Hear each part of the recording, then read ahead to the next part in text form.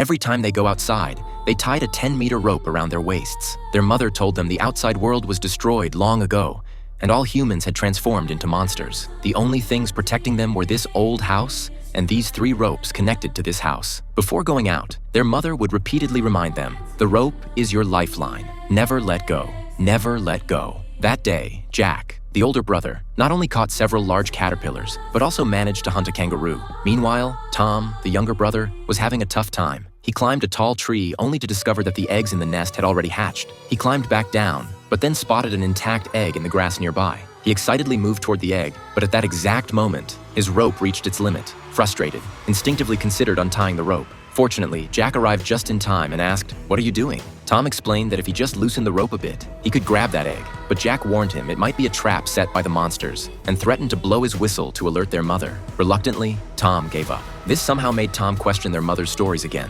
Perhaps there is no monster after all, since these supposed monsters were only ever seen by their mother. On their way back, Jack muttered something that instantly made Tom angry, but Jack claimed he hadn't said anything and turned to leave. Furious, Tom stepped on Jack's rope, accidentally causing Jack to fall off. When Jack came to his senses, he realized his ankle was broken, and worse yet, the rope around his waist had disappeared. They were in serious trouble. The next moment, terrifying growls emerged from the depths of the forest. Seeing the dire situation, Tom untied his own rope and rushed to help Jack, but the two of them can't move at all with that situation. Suddenly, a hideous monster with a monstrous face, spitting apricot pits, crawled out from nowhere. Thankfully, their mother arrived just in time. She tied the 3 of them tightly together with the rope, preventing any contact with the monster. When they safely returned home, the woman immediately ordered them to kneel on the floor and recite their blessing to see if they were possessed by the monsters. Fortunately, neither of them had been possessed by monsters, but the situation escalates. Soon, their food stores began to empty. To solve the food crisis, the mother tried connecting the 3 ropes together,